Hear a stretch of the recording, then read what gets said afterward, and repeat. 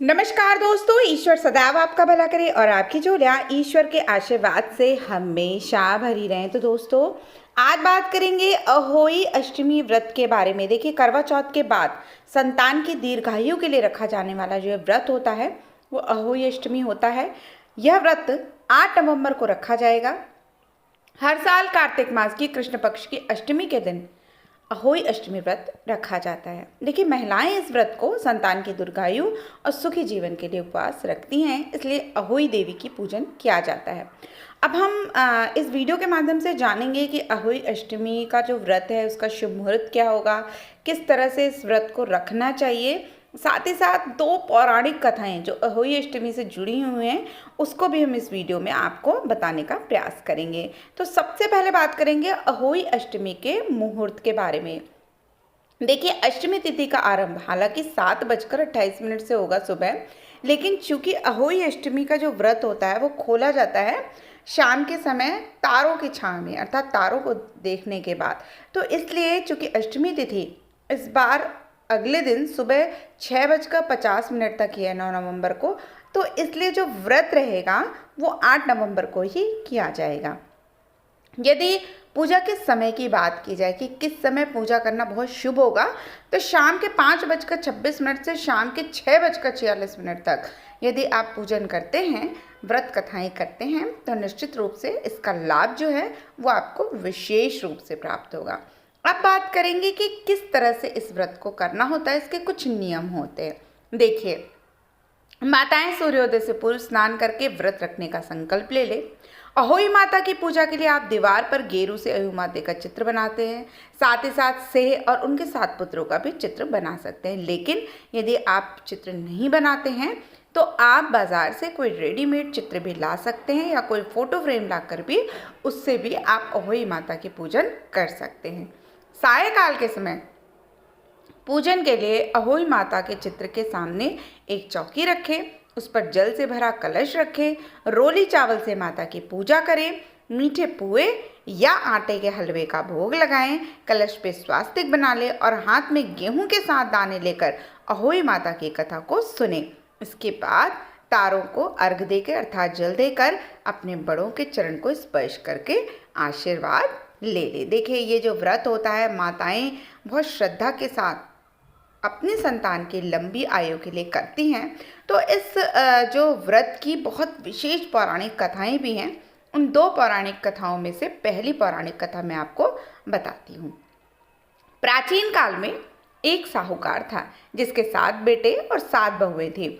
उस साहूकार की एक बेटी भी थी जो दीपावली के अवसर पे ससुराल से मायके आई थी। दीपावली पर घर को लीपने के लिए 7 बहुएं मिट्टी लेने जंगल में गईं, तो ननद भी उनके साथ जंगल की ओर चल पड़ी। साहूकार की बेटी जहाँ से मिट्टी ले रही थी उसी स्थान पे शाही अपने बेटों के साथ रहा करती थी। खोदते हुए गलती से साहूकार की बेटी ने खुरपी से स्याहू का एक बच्चा मार दिया। स्याहू इस पर क्रोधित होकर बोली कि मैं तुम्हारी कोख बांधूंगी। स्याहू की यह बात सुनकर साहूकार की बेटी अपने 7 भाभियों से एक एक कर विनती करती रही कि वह उसके बदले अपनी कोख बंधवा ले। कोई भी भाभी नहीं मानी, लेकिन जो सबसे छोटी भाभी थी वो ननद के बदले अपनी कोख बंधवाने के लिए तैयार हो जाती हैं। इसके बाद छोटी भाभी के जो भी बच्चे थे वे सभी बच्चे 7 दिन बाद मर जाते थे। 7 पुत्र इस तरह से उसके मृत्यु को प्राप्त हो गए। अब उन्होंने पंडित को बुलवाकर इसका कारण पूछा। पंडित ने सुरही गाय की सेवा करने की उनको सलाह दी। सुरही गाय सेवा से प्रसन्न होती हैं छोटी बहू के और उसे स्याहू के पास ले जाती हैं। रास्ते पे थक जाने पर दोनों आराम करने जाते हैं। अचानक साहूकार की छोटी बहू की नज़र एक ओर जाती है और वह देखती है कि एक सांप गरुड़ पंखनी के बच्चे को डसने जा रही है और वह सांप को मार देती है। इतने में गरुड़ पंखनी वहां आ जाती है और खून बिखरा हुआ देखकर उसे लगता है कि छोटी बहू ने उसके बच्चे को मार दिया है। उस पर वह छोटी बहू को चोंच मारना शुरू कर देती है। छोटी बहू इस पर कहती है कि उसने तो उसके बच्चे की जान बचाई है। गरुड़ पंखनी इस बात से खुश हो जाती है और इस बात से खुश होकर वह सुरही सहित उसे स्याहू माता के पास पहुंचा देती है। स्याहू माता छोटी बहू की सेवा से प्रसन्न हो जाती है, उससे 7 पुत्र और 7 बहुएं होने का आशीर्वाद देती हैं। स्याहू माता के आशीर्वाद से छोटी बहू का घर पुत्र और पुत्र की वधुओं से हरा भरा हो जाता है। देखिए, अहोई अष्टमी का अर्थ है एक प्रकार से अनहोनी को होनी बनाना। जैसे कि साहूकार की छोटी बहू ने कर दिखाया, इसी प्रकार माना जाता है कि अहोई माता इस व्रत के प्रभाव से सभी के घर में उनके संतानों पे आने वाले संकट को टालेंगी या नष्ट कर देंगी। अब बात करेंगे दूसरी कथा की। एक दंत कथा के अनुसार एक बार एक औरत अपने 7 पुत्रों के साथ एक गांव में रहती थी। एक दिन कार्तिक महीने में वो औरत मिट्टी खोदने के लिए जंगल में गई। वहां पर उसने गलती से एक पशु के शावक को अपनी कुल्हाड़ी से मार दिया। उस घटना के बाद उस औरत के 7 पुत्र एक के बाद एक मृत्यु को प्राप्त हो जाते थे। इस घटना से दुखी होकर उस औरत ने अपनी कहानी गांव की हर एक औरत को सुनाई। एक बड़ी औरत ने उस औरत के सुझाव दिया कि वो माता अहोई अष्टमी की आराधना करे।